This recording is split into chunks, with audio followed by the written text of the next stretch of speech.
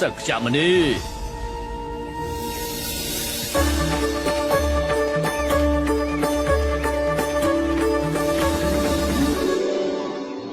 अति शुभ समाचार है। सूदत मन के बहुत पक्के जो उन्होंने ठान लिया वो अवश्य किया होगा। सुदत बड़े लजीले हैं। वे स्वयं कुछ नहीं कहेंगे, लेकिन मैं पूरी घटनाक्रम बताऊंगा। ព្រះអង្គនិងខ្ញុំកណាបានឆ្លងកាត់ព្រៃចេញពុននៅឯទីក្រុងសាវត្តីគឺជាកន្លែងល្អមួយសម្រាប់ធ្វើសំណាក់ព្រះធម៌ប៉ុន្តែមហារាជនគរកោសលប្រាសាទណាជាតិបានប្រទានព្រៃនោះឲ្យហើយធ្វើការជំទាស់ដើម្បីលក់ព្រៃនោះប្រាសាទណាជាតិខឹងយ៉ាងខ្លាំងប្រឆាំងជាមួយព្រះអង្គក្នុងពេលឆាប់នេះស៊ូដុកគិតថាប្រាសាទណាជាតិលក់ព្រៃនោះហើយព្រោះទ្រង់ប្រកាសថាស៊ូដុកលោកមិនបានកាយទេលោកដឹងនៅអ្វីដែលលោកកំពុងស្ដាប់សុំទេក្រាបទូលមហារាជទូលបង្គំគិតថាកន្លែងនេះវាល្អខ្លាំងណាស់សម្រាប់ធ្វើពុទ្ធដ្ឋានដើម្បីសម្ដែងធម៌ទេសនាពុទ្ធដ្ឋានដែរយើងមិនឲ្យស៊ីថាត់នៅក្នុងព្រៃនេះជាដាច់ខាតយើងកំពុងតែចងកំហឹងប្រឆាំងជាមួយនឹងបុគ្គលម្នាក់នេះសូមព្រះរាជទានទូលក្រាបទូល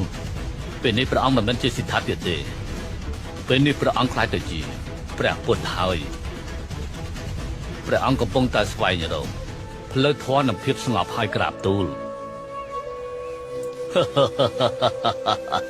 ទោះបីជាអ្នកសុំទាននឹងបុគ្គលគ្មានក្តីសង្ឃឹមលោកហើយគេថាជាបុគ្គលអសមត្ថភាពទើបត្រូវមហារាជសូម្បីតែមហារាជពងពិសាក៏គោរពតាមអាវត្តព្រះអង្គដែរព្រះសង្ឃត្រកូលសច្ចវង្ស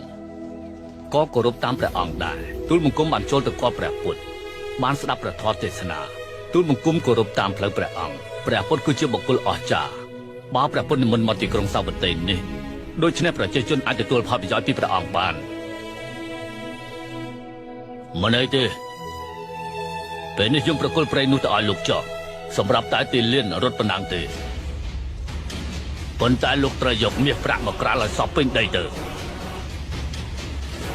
យល់ព្រមក្រាបទូលមិនថាមានលក្ខខណ្ឌអ្វីទេឲ្យតែព្រះអង្គរាជអនុញ្ញាតលោកមានដីច្រើនកន្លែងទៀតនៅក្នុងព្រៃនេះលោកយកតែមាសប្រាក់មកក្រាលឲ្យសពដីទៅប៉ុន្តែព្រៃទាំងនេះវាជាសម្បត្តិព្រះនគរយើងដដែល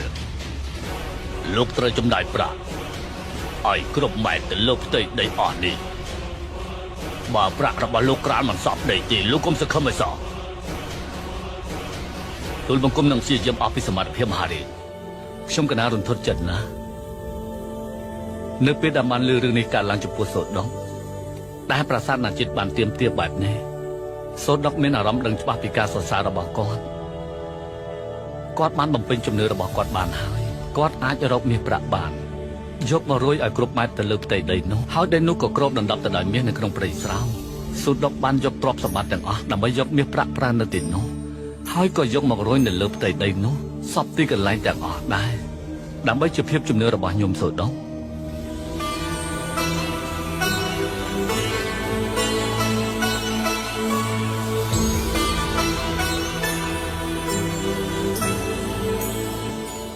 ទូលបង្គំបានយកមាសប្រាក់ក្រាលទៅលើផ្ទៃដីក្នុងព្រៃនេះអស់ហើយក្រាបទូលទូលបង្គំមិនដែលជឿថាទូលបង្គំគ្មានសមត្ថភាពនោះទេ